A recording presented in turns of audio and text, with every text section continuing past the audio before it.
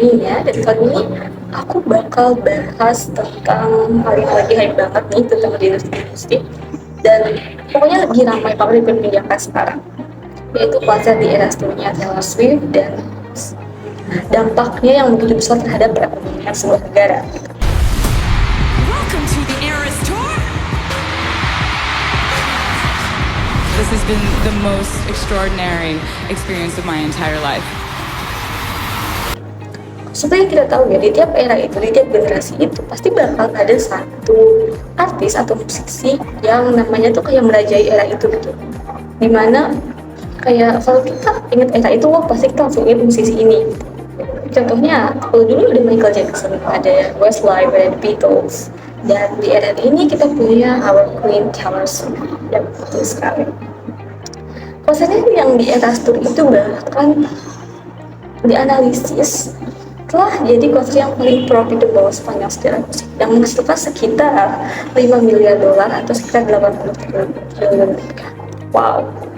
Dan berdasarkan analisis juga, kalau misalnya Taylor Swift ini kita ubah menjadi sebuah ekonomi, maka jumlahnya itu akan melebihi dari GDP atau perekonomian 50 negara total.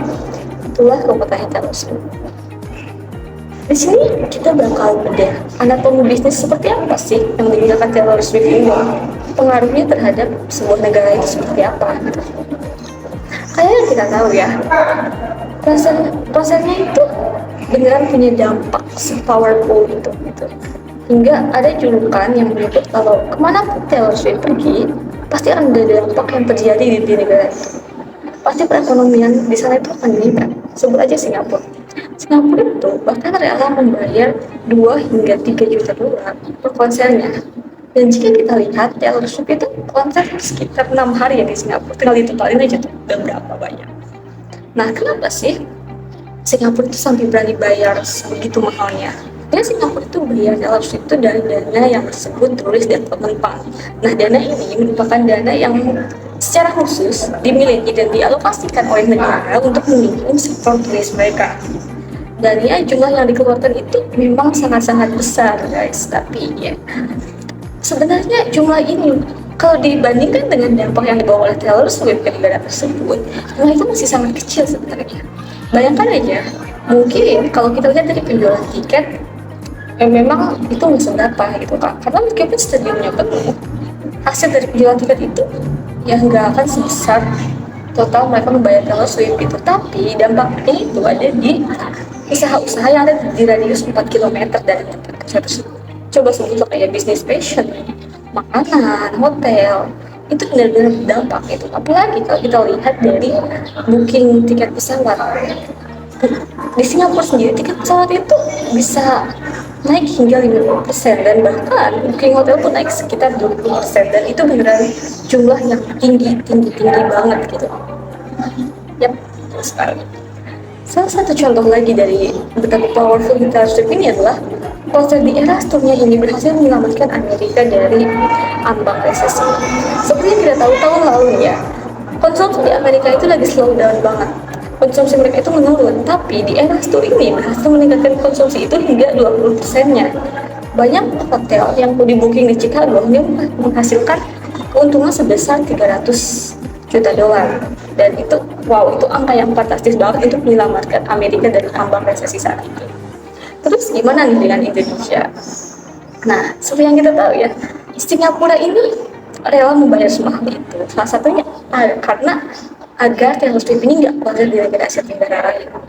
Kenapa? Karena kayak dia pengen keuntungannya itu buat negaranya sendiri gitu, karena otomatis bakal banyak turis terutama Asia Tenggara yang datang ke Singapura. Ya sebenarnya itu disebut licik sih, mereka itu sebenarnya filter gitu. Dan ya, dan yang keluarnya juga sepadan dengan apa yang mereka dapat dan apa yang mereka korbankan.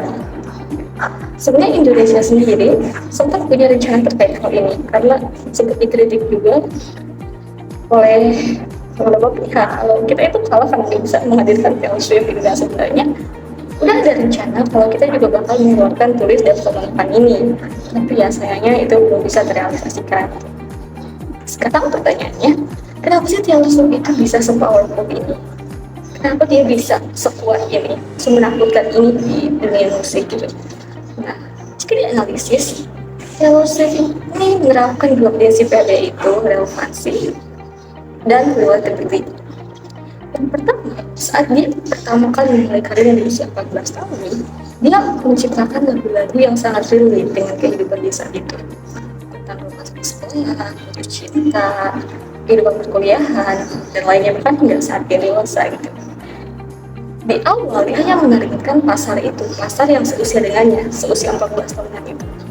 Dan sebenarnya agak masuk akal ya kalau kita lihat dari sana, karena jika kita menargetkan pasar yang hanya tercukupi, ya itu nggak akan terlalu besar sebenarnya. Tapi hebatnya Taylor Swift adalah dia bisa membangun perasaannya dengan penggemarnya, sehingga penggemarnya merasa terhubung dengan lagu yang dia ciptakan dan dengan dirinya sendiri. Dia berhasil membranding dirinya dengan baik, sehingga saat dia berkembang, saat dia menciptakan lagu-lagu baru di tahun-tahun sebelumnya, saat dia bertambah umur, dia akan melakukan pasar baru, dan pasar lamanya pun tetap stay sama dia. Itulah kekuatannya kenapa Taylor Swift itu nggak pernah redup gitu karirnya sampai sekarang. Itu kekuatan dia, dan hal ini bisa disebut juga sebagai the parallel evolution, di mana dia bisa tetap mempertahankan fans lamanya dan menghadirkan fans baru tiap tahun. Itulah hebatnya Taylor Swift. Ya bahkan sekarang dia udah jadi billioner ya, pendapatannya itu dari musik. Dia jadi billioner karena yang pendapatan itu dari musik. Dia hampir setara kayak Mark Zuckerberg dan juga Bill Gates, cuman dia dari musik. Wow, itu wow banget untuk seorang wanita dengan karir secemerlang itu. Sebenarnya kita nggak tahu ya untuk kedepannya apakah Taylor Swift ini bakal tetap sukses ini. Nggak tahu, itu cuma waktu yang bisa menjawabnya. Tapi apapun itu, di sini kita belajar satu hal dari Taylor Swift.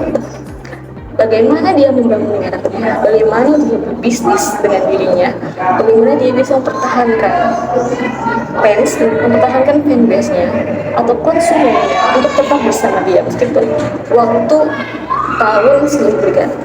Itulah kekuatannya dia. Itulah pentingnya sebuah merek atau sebuah bisnis untuk bisa melakukan dua hal tadi, yaitu relatability dan relevance. Bagaimana kita bisa relate dengan penggemar, bagaimana kita bisa relevan dengan apa yang mereka inginkan. Intinya kita belajar banyak hal. Jika kita ingin memulai bisnis, coba untuk membranding bisnis kita, merek kita, agar bisa bertahan sampai kapanpun. Meskipun kita mempunyai pasar sekarang, bagaimana caranya kita bisa mempertahankannya untuk tahun ke depan tanpa kehilangannya dan mendapatkan pasar yang baru. Yap, mungkin itu saja dari saya. Sekian, sampai jumpa lain kesempatan. See you.